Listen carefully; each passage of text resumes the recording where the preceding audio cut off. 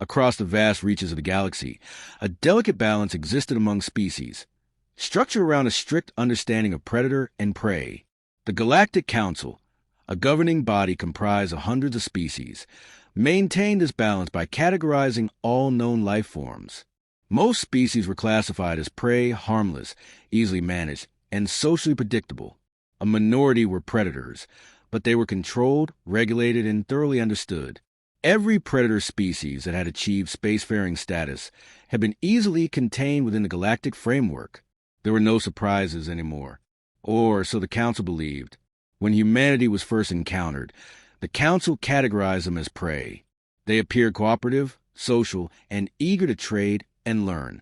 Humans formed alliances quickly, absorbed languages, and adapted to galactic norms with uncanny speed. Their physiology seemed unremarkable compared to apex predators known to the Council. Humans lacked natural weapons, boasted weak outer skin, and their homeworld, while dangerous, was not entirely unique. Initial assessments labeled humans as adaptable prey with some aggressive tendencies, but manageable within the Council's parameters. That comfortable assessment dissolved when alien xenobiologists began delving into Earth's history. The first wave of analysts had focused on technological progression, governance structures, and ecological adaptation. What they found buried in human records caused alarm. No other known species on record hunted for sport. Humans pursued prey long after hunger was sated. They created weapons not just for defense, but for dominance, recreation, and art. Their wars stretched across millennia, with levels of violence and persistence unmatched in galactic archives. The deeper the analysts dug, the more disturbing the revelations became. Humans were pursuit predators capable of long-range coordination. Unlike most predators, humans combined endurance with complex communication, allowing them to track, wear down, and outwit faster prey over time. But it was not merely their biological predation that unsettled the Council. It was a psychological edge. Humans adapted not only to environments but to threat patterns. They developed strategies specifically to counter unknown dangers. When faced with superior technology, they learned and adapted. When placed under psychological stress, humans grew more dangerous, not less. Further investigations uncovered a behavioral pattern that confounded the Council's sociologists. Humans displayed a unique enjoyment of risk, challenge, and even mortal danger. Entire industries on Earth revolve around simulated combat, survival scenarios, and high adrenaline sports that replicated predation dynamics. Unlike other predators who fought strictly for survival or territorial dominance, humans seem to derive intrinsic satisfaction from testing themselves against impossible odds. This realization triggered a Council emergency session. Representatives from prey species demanded immediate containment measures. Predator species, even those feared across the galaxy, expressed quiet concern. The data was irrefutable. Humans were not prey. They were not even standard predators. They were something else entirely. They hunted for the sake of hunting. They fought wars when diplomacy was possible. They formed packs, not out of necessity, but out of instinct to overpower adversaries. And they innovated under pressure with terrifying speed. Attempts to explain this anomaly led to the development of the soft predator theory. Council scientists suggested that while humans displayed predatory tendencies, their social cooperation and emotional depth softened their impact. Some argued that empathy would keep them within acceptable parameters, but that theory collapsed as more cultural data surfaced. The Council's cultural archives could not comprehend the sheer volume of human literature, film, and mythos glorifying lone warriors, rebellions, defiance, and impossible victories. The human hero archetype was not the diplomat, the negotiator, or the builder.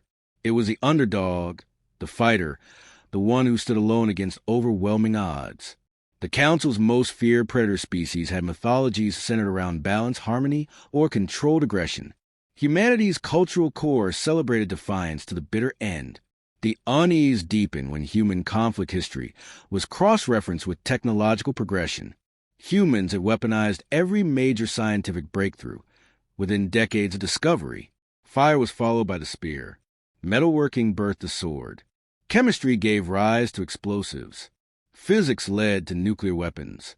In nearly every field, the advancement of human knowledge paralleled the advancement of human warfare. Even their space programs had military roots. Humanity was the first species encountered that viewed every innovation as a potential weapon by default. What startled the Council most was humanity's psychological resilience. Predator species and the Council understood defeat. Most had historical records of surrender when the cost of resistance became too high. But humans demonstrated an alarming refusal to accept loss.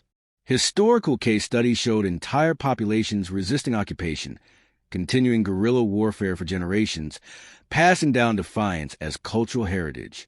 When conventional warfare failed, humans turned to asymmetric strategies, psychological operations, and the weaponization of their environment. The human capacity for sustained defiance became a focal point of Council studies. Unlike most species, humans displayed a tendency to escalate under pressure rather than submit. Attempt to quantify this behavior revealed that humans not only tolerated hardship, they thrived in it. Stress, loss, and adversity often forged stronger, more determined responses in human groups. Cultural emphasis on perseverance, the concept of never giving up, and the glorification of sacrifice ran counter to every known survival model. In desperation, Council researchers began segmenting human populations, hoping to find subgroups that pose less of a threat. Detailed socio-cultural mapping led to the examination of regional human behaviors. Patterns emerged. Certain human cultures leaned toward collectivism, others toward hierarchical structures, and some toward philosophical pacifism. But within this mapping, one particular anomaly stood out, repeatedly surfacing in war records, scientific breakthroughs, and historical revolutions: the Americans. When cross-referencing aggression indexes, risk tolerance, innovation under pressure, and cultural resilience, American historical records skewed off the charts. Alien analysts initially dismissed this as statistical noise, but the pattern persisted across centuries of data. American forces routinely engaged in conflicts with limited resources, improvising weapons and strategies on the battlefield. In survival scenarios, American civilians exhibited decentralized, aggressive responses. Their cultural mythology lionized rebellion, individual freedom, and self-reliance above all else. Further study revealed that the American cultural archetype revolved around personal defiance, even when collective survival was at stake. Their founding story celebrated victory against superior powers. Their media glorified heroes who stood alone. Even in their leisure, Americans gravitated toward competitive, aggressive sports and survivalist hobbies that mimic combat dynamics. The Council's decision to focus on Americans as a case study became an obsession within the intelligence networks of multiple species. They had already concluded that humans were predators, but the Americans exhibited something far beyond the baseline. Unlike other human groups who showed a variety of cooperative or defensive strategies, Americans consistently displayed an alarming capacity for aggressive improvisation, an obsession with personal freedom, and a cultural affinity for defiance that bordered on pathological. Alien analysts devoted entire teams to studying American military engagements, not just on Earth, but during joint galactic operations. The frequency with which American soldiers defied protocol, adapted alien technology in the field, and succeeded in hopeless circumstances became statistically impossible to ignore. Their tendency to fight beyond the point of rational surrender confused species who relied on probabilistic models to predict behavior. In encounters where casualties should have forced a retreat, Americans instead advanced, often turning certain defeat into improbable victory. Council records documented an incident involving an American Special Operations unit stranded on an uncharted planet during a failed reconnaissance mission. With no support and limited supplies, the unit constructed defensive positions using alien debris, repurposed damaged enemy drones, and manufactured improvised weapons from local materials. For 6 planetary rotations, they held off superior alien forces, launching counterattacks that used enemy-supplied drops against them. Their extraction only occurred because the enemy force, though numerically superior, collapsed under the psychological weight of facing humans who simply refused to die. The American soldiers did not just survive. They turned the isolation into a tactical advantage, using their situation to study enemy weaknesses and reverse engineer alien weapons in real time.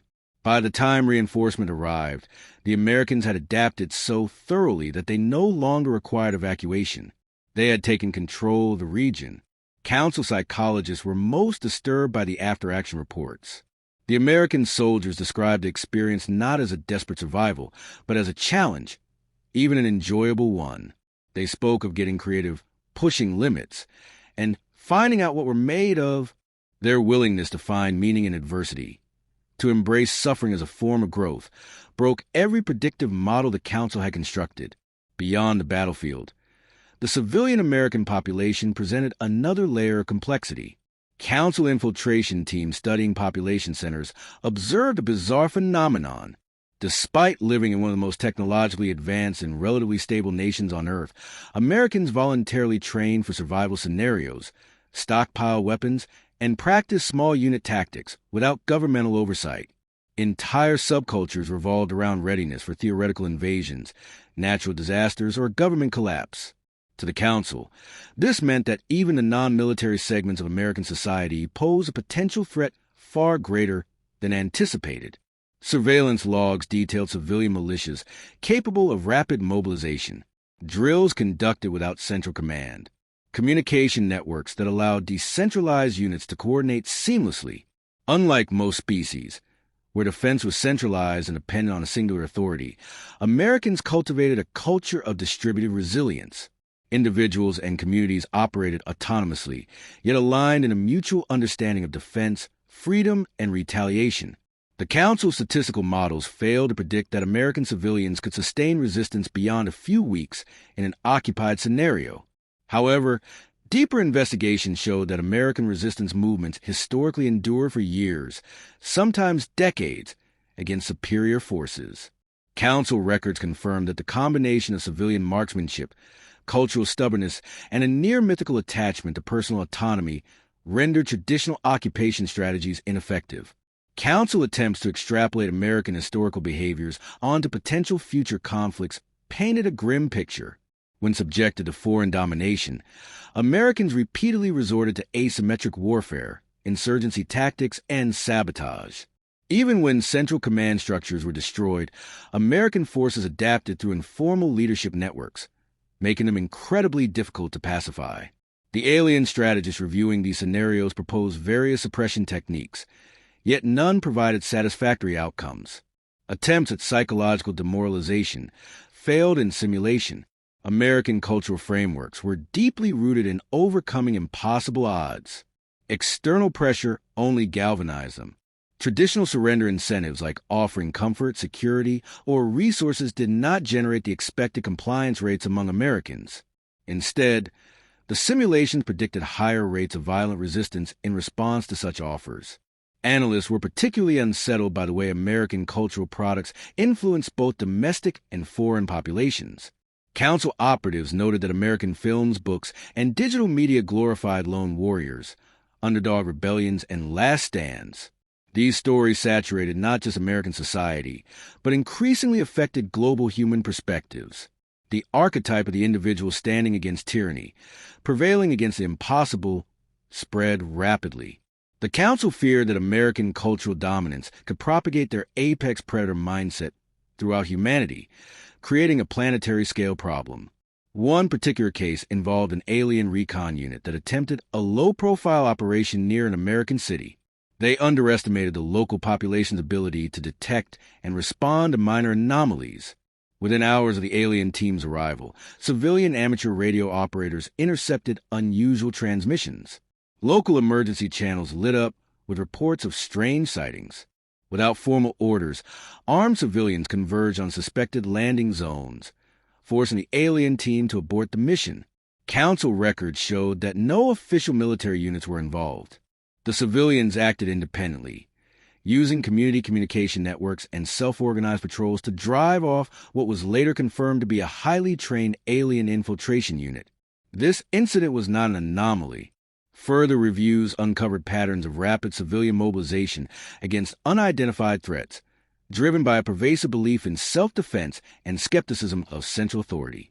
Alien analysts also discovered that American technological hubs displayed an alarming tendency to develop dual-use technologies with minimal concern for ethical limitations. Breakthroughs in fields like artificial intelligence, drone warfare, and cybernetic augmentation were often driven by private entities with direct military applications. Unlike other nations where regulatory oversight might have constrained development, American corporations openly collaborated with defense sectors, accelerating weaponization timelines far beyond what the Council had considered manageable. The Council grew increasingly concerned about America's capacity to adapt enemy technologies.